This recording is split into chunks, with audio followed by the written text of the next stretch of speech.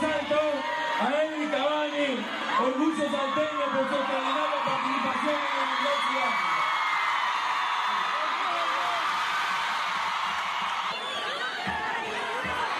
La verdad que estoy muy orgulloso de todos ustedes. Soy orgulloso de ser uruguayo, pero yo no soy orgulloso de ser salteño. Son père a entraîné ici l'équipe de National Football Club au milieu des années 90.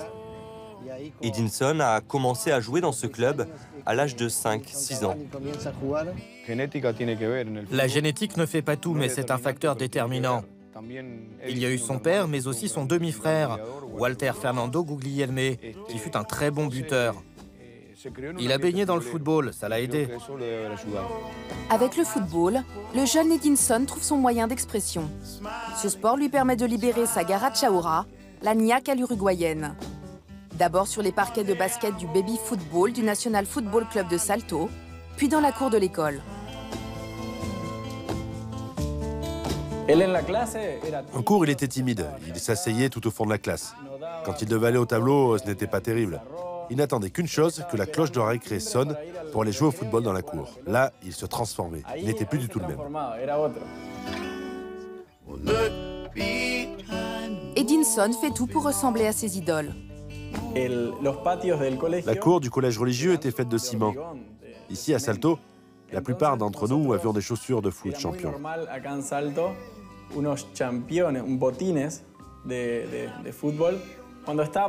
Edinson, lui, passait ses cours à peindre avec du blanco des bandes blanches ou des logos d'autres marques connues sur les siennes.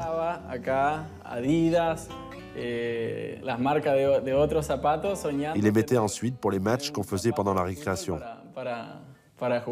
Il rêvait d'avoir de bonnes chaussures de foot. Dans les couloirs du collège, un personnage pas comme les autres va veiller sur le destin d'Edinson Cavani. Le directeur du collège était un prêtre, le père Vittorio.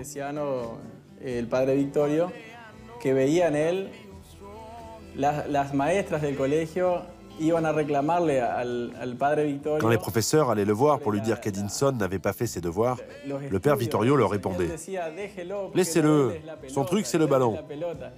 Il voyait bien que le truc d'Edinson c'était le sport. Le père Vittorio transmet une vision ouverte et bienveillante de la foi qui touche le jeune homme. Elle ne le quittera plus. Il est très croyant, et oui, clairement, Dieu a une grande influence dans sa vie.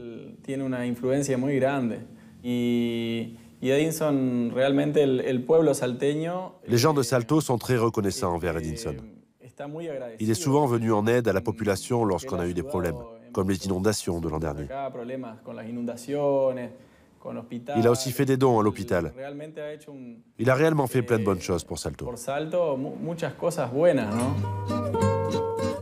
Sorti des terrains de foot, Edinson Cavani s'engouffre sur des chemins de traverse en compagnie de son père.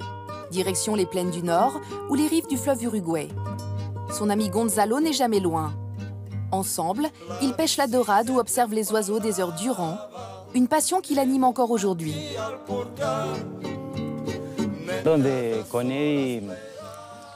C'est ici que l'on venait pêcher avec Eddy lorsqu'on avait 9-10 ans. Il y avait des petits pièges pour attraper les oiseaux et il les amenait et nous chassions.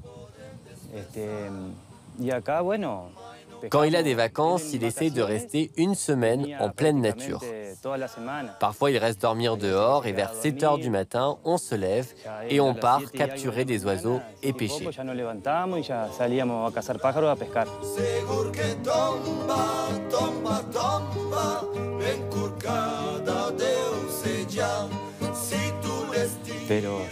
Il a toujours adoré la pêche et la chasse. C'est sa grande passion. Il préfère venir ici pêcher que d'aller en vacances à Cancun ou sur je ne sais quelle île. Il aime vraiment ça. Ne lui demandez pas de vous accompagner sur une île paradisiaque. Emmenez-le pêcher, ça lui fera bien plus plaisir. Alors qu'il atteint l'adolescence, Edinson Cavani passe de moins en moins de temps dans la nature et de plus en plus sur les terrains du national. D'un point de vue physique, c'était un gamin très fin, fragile, mais avec beaucoup de vitesse et de puissance. Il était dur avec lui-même. Il avait un fort tempérament.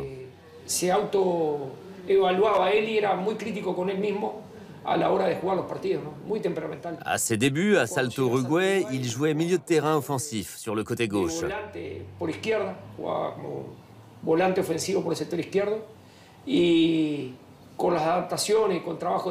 On l'a fait travailler devant le but et très vite, il est devenu avant-centre.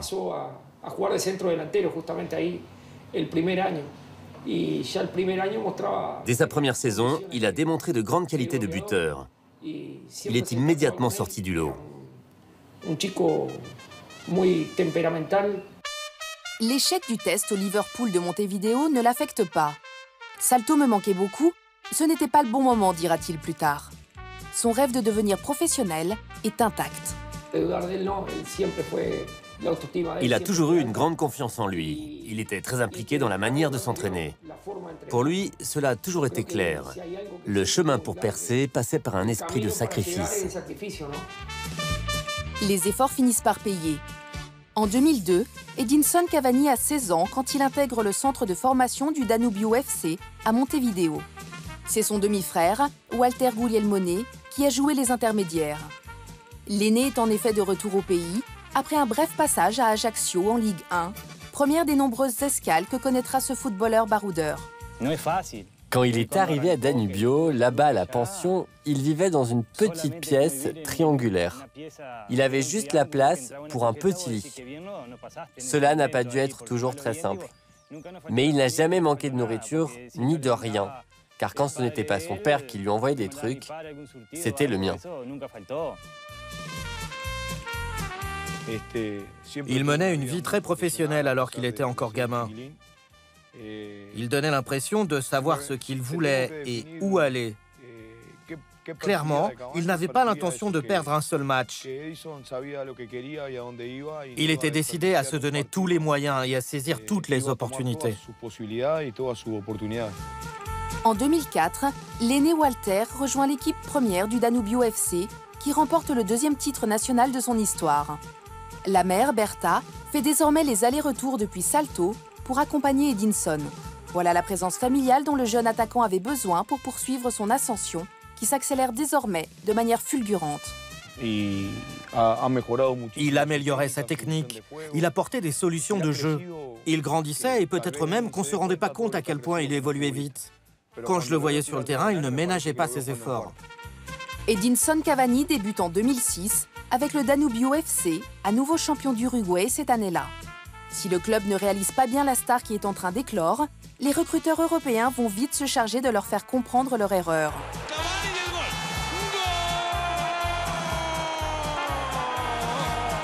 Alors que le mythique Estadio Centenario accueillera bientôt ses exploits avec la sélection albiceleste, Cavani inscrit 9 buts en 9 matchs lors du championnat sud-américain des moins de 20 ans de 2007. Plusieurs clubs anglais, mais surtout l'AC Milan et la Juventus Turin, tentent de le séduire. De retour de son voyage, le directeur sportif turinois de l'époque, Alessio Secco, évoque dans la presse italienne un jeune joueur qui lui rappelle étrangement un certain Zlatan Ibrahimovic. Peu de temps après, Cavani répond à l'appel de l'Italie. Mais il prend finalement la direction de Palerme, là d'où quelques décennies plus tôt, ses grands-parents ont pris le bateau qui les mènerait jusqu'à Salto. À Montevideo et encore davantage au Danubio FC, c'est la surprise générale. On préparait un match dans le sud du Paraguay. Il est parti brutalement et directement pour l'Italie. Il n'a plus jamais rejoué avec l'équipe. Cela prouve qu'il avait cette envie déjà clairement en tête et qu'il avait conscience que dans le football, les opportunités ne tombent pas tous les jours et qu'il faut savoir les saisir.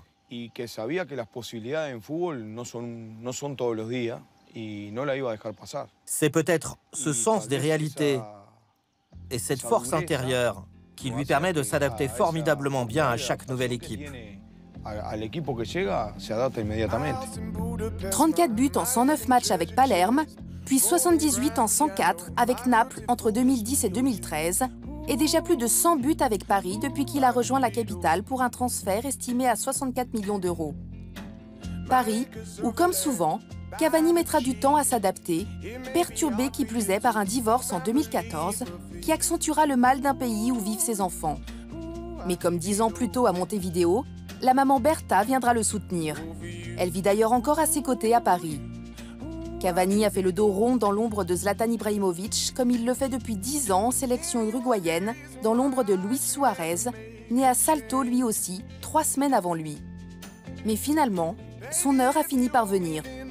Cavani, sin dejar de ser jugador, a lo largo de su carrera, Il a eu plusieurs fois à se sacrifier pour le bien de son équipe au cours de sa carrière.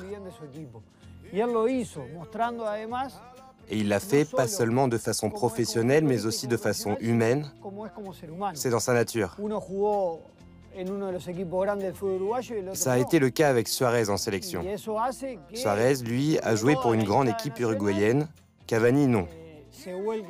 C'est pour ça que l'opinion a toujours soutenu Suarez davantage. Mais avec le temps, les gens ont appris à ne plus le sous-estimer. Ils lui reconnaissent désormais sa force, son identité et apprécient son engagement pour l'équipe nationale. Il donne le sentiment d'être prêt à mourir pour la sélection d'Uruguay. L'Uruguay, le fleuve, Edinson Cavani y retournera une fois sa carrière terminée. Son ami Gonzalo l'y attend. Pour moi, plus tard, il reviendra s'installer à Salto. Je le vois bien vivre dans une maison de campagne à l'écart, au lieu de rester à Paris ou dans je ne sais quelle autre ville. Oui, je le vois bien revenir dans le coin. Yo pienso que va a venir de nuevo, va a regresar a Salto.